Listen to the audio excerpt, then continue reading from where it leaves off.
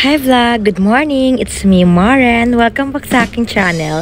Voice over na lang muna tayo kasi ayoko na munang magsalita kasi nga maingay sa bahay namin. Mas lalo naman pala ngayon, mas maingay pala dito sa lugar kung nasaan si Ate Maren. For today's video, ang gagawin ko lang naman ay maglalaba. Alam ko na-miss nyo ako maglaba.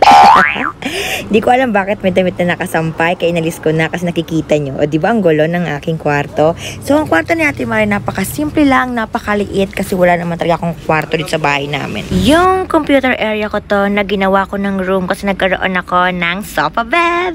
O diba linis-linis muna tayo. Pagkalabahan ko yan habang hindi pa tayo pupunta ng tindahan. Mabilis na si Ate Maren. Huwag niyong pasunin yung pintuan namin. Lagyan ko ng damit kasi sira na. Sobrang taba ko pala ng kaya lang share ko lang ngayon ako nakapag-vlog and sobrang busy ko. Tapos yung mukhang stress na stress to guys. Stress na to. Halata diba? Eye bag. Ganyan talaga. But anyway, maglalaba ako ng mga hinigaan ko kaya talaga ako nag-vlog. Kasi baka miss nyo ako maglaba. Di ba? Wala lang guys. Dahil nga kakagising ko lang sabog ako, pati pala tong pillow na ilagay ko sa labahan. Oh my God! Dito naman tayo sa hair ko na hindi ko alam kung bakit nagtatampo to lagi sa akin. Buhag-hag naman talaga siya. Kaya nahirapan ako kung paano ko siya itatali. Kaya yun na lang. Ganyan na lang siya lagi. Kahit masakit sa ulo yung ganyan. At nakikita yung pagka-siopaw. Babao ng aking mukha. Di ba ang laki? Grabe naman yan. Ang dami kasi. Ito. Stress ka eh! Taba. Hiyang ako sa nagiging stress ko guys. Kasi yung stress sa akin, nagiging, oh my God, girl, ano maingay dito sa lugar namin. Yung stress sa akin guys, nakakataba. Hay, naku guys, yung alam nyo lang. Being may asawa. Kasi sarap lang.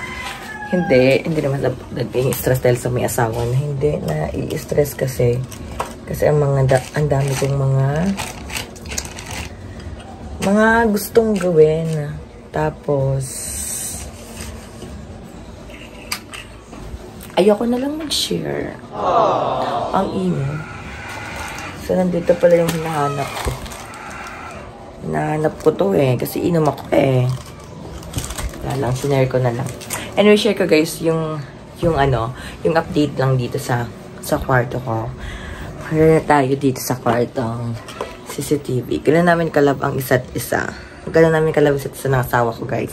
Dapat may CCTV kami para may CCTV kami. Hindi, para ma-check lang namin. Para nakikita niya ako ang ginagawa ko minsan dito sa room ko.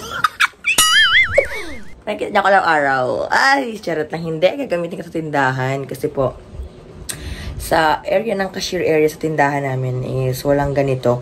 Maganda kasi ito eh, gumagalaw. Ganun. Kaya gagamitin ko siya. Yee! Yan lang, sinare ko lang ha.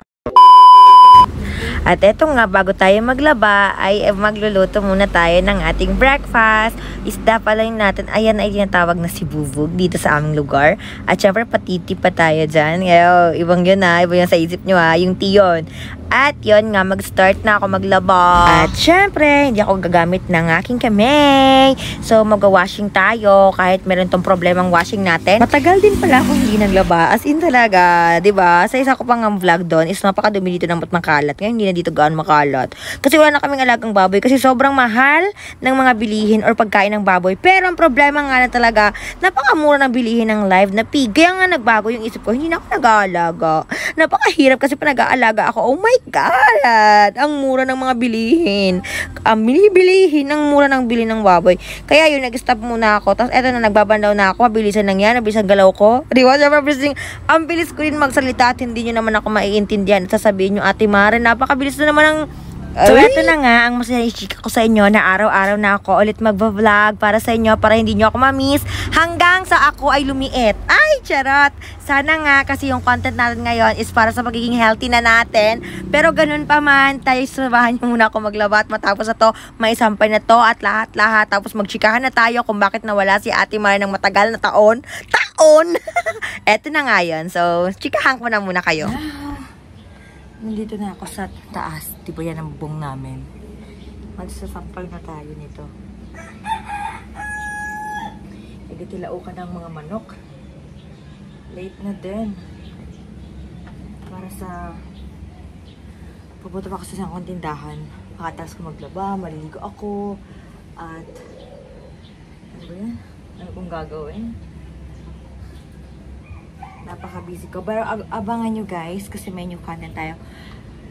Try natin na magawa ng panibagong content. Yung, alam yung mga ASMR.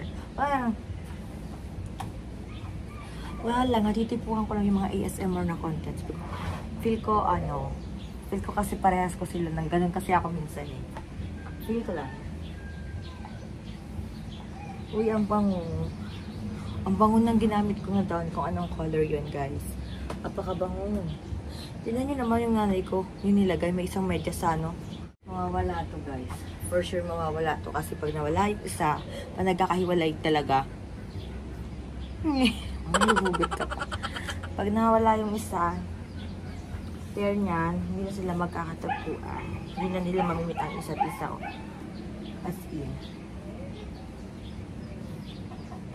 So, maya-maya lang nito, mga hating gabi, mamayang gabi, pag natulog ako, tuyo na yan. Tapos, pag tuyo na yan, yan gagamitin ko ulit. Tapos sobrang pango niyan. Ito naman yung sa nanay ko. May sa ganito kasi maan siya. Pag madaling araw, nilalamig siya. So maganda itong kumot ng nanay. Napaka-busy ko na. Hindi ko nagagawa. Hindi na ako nakakapag-vlog. Pinatry ko pa rin na makapag-vlog ako. Kasi one time, nag-post ako ng video. At yan, may nagkatanong. Kaya na ako babalik mag-vlog. Kasi nga, hindi nyo na ako nakikita nag-vlog. Oh my God. Ganun talaga. Kapag nabibisi ka, tapos may mga priority ka na sa buhay. Kasi nga, si Ate Maren, may asawa na, diba? Siyempre, pag may asawa ko, may asawa na si ating yumakan na nagbalik sa pag-vlog. May mga plano kasi kami sa buhay. Tapos, yung bakasyon ko sa Pilipinas ay 5 buwan lang ako dito sa Pilipinas. Babalik ako sa aking lugar. Kasi naglipat na ako ng si Ate Maren bumalik sa pag-vlog. Kasal na po. Bless. Diba? Kasal na Ate Maren nyo. Diba? Sabi dyan, hindi ko deserve mga ganun na yun na mga kaasawa ng, oh my God, guys. May asawa na Ate Maren nyo. At happy naman ako. Buti kasi nasuportahan niya ako eh. Nasuportahan yung content ko. Ganyan. Ayoko kasi na umasa ako sa kanya. Sabihin man natin kahit nagbabar ko siya. Ayoko talaga na iasa sa kanya lahat. Lalo na wala man akong anak. Kasi, nitong February lang kami kinasal ng asawa ko. Tapos, wow! Share ko lang sa inyo. Hindi ako maasa na ganito, ganyan. Pero dahil nga sa, iba kasi sa kanila, pag sinabi ko may asawa ka, merong percent talaga yung asawa mo para sa sahod mo. Kaya yun, meron si Ate Maren allotment. And kahit sinasabihan ako ng asawa ko na eto para to sa'yo, pampaganda mo, pangganyan mo, hindi ko talaga gusto, guys. Yung pera na pinagpaguran ng asawa ko is gagastusin ko lang sa pagganito, ganyan, magkapalagay ako ng ganyan, nagkapaano ako, ayoko. Sabi ko nga sa kanya, kung bibigyan niya ako ng ganun nga, sabi ko sa inyo, bibigyan niya ako ng allowance, better i-invest ko na lang. Kaya, di ba meron si Ate Maren store, meron si Ate Maren mini grocery, and then, na-start ko yun ng ako lang, guys. Tapos ngayon, dahil mag-asawa na kami, nag-share na kami doon. Tapos, mag-start kami nagplano na, kasi nga nakita niya naman yung sitwasyon, sobrang liit ng aming store talaga. So, masikip talaga siya para sabihin natin mini grocery. Tapos ako magsampay. Chika lang tayo. Tapos, so, naintin ako. So, yun na nga. Kung alam nyo lang guys, nagpa-lip blush ako. Pero tingnan yung lip ko. Kailangan pa itong ibalik para the second session. Pero nagdadalawang isip ako kasi nga po yung lips ko. Tingnan nyo guys. Parang bumalik lang siya sa dati. But yun na nga po, share ko na rin sa inyo na nagchika ako sa inyo, tapos ngayon sa inyo na babalik na ako ulit sa pagbablog. Yes, magbabloging na ulit ako kasi ayoko iasa lahat, diba? Ayoko iasa lahat, nag-ano si Ate Maren, ayoko iasa kanya lahat yung mga bagay-bagay kasi nga ganyan talaga ako dati, diba? Kasi nga breadwinner ako, pero nung meron akong siya, diba? Hindi nag-ano mabigat sa akin, as in, mas magaan na sa akin. Yeah, pero yun nga, sabi ko sa kanya, lahat ng allowance ko is i-invest ko. Hindi ko siya gagamitin sa mga luho. Kahit gusto niya gamitin ko yun sa mga kaluhuan. Mga binibiling ganito, ganyan. Bibili ng damit.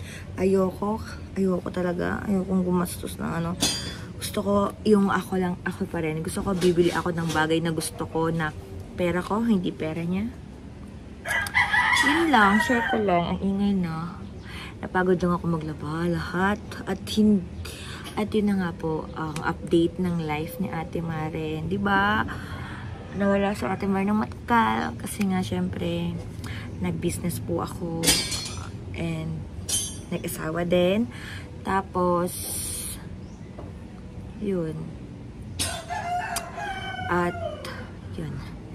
Wala akong video ng kinasala ko, guys. Para ipakita ko sa inyo yun. Para update kayo. Kasi mahirap nun mag-video. Yun. Tapos, sobrang naaano din ako mag-vlog sa inyo. Kasi nga, sobrang taba ako din. At sinalaki ng tinaba ako. Umabot ako ng 72 ang kilo ko ngayon. So, nahirapan ako mag-vlog. Ganun. Tapos sobra akong nitong buwan din, as in, kasi asang-asa ko, akala ko talaga is magkaka-baby na ako. Akala ko talaga, na-delay talaga ako. Tapos yun, ang dami ko talagang, ipapakita ko sa inyo, ang dami ko talagang mga PT. Pakita ko sa inyo yung mga PT ko, guys. Yan yung mga PT ko, kasi nga asang-asa talaga ako, nakakala ko kasi nga delay ako, kaso wala talaga. Ayan. Yun nga, asang-asa si Akla, kaya hanggang dito na lang yung vlog ko. Yun nga, sinure ko sa inyo kung bakit. Akala ko talaga ang mga nangyari sa life ko. Pero ngayon, babalik na tayo sa content. Try ko din mag-diet at mag-exercise. Nakakasama kayo lagi sa vlog ko. At minsan sa live ko. So, yun. Hanggang dito na lang yung vlog ko. Thank you so much for watching. Don't forget to like and subscribe. Bye!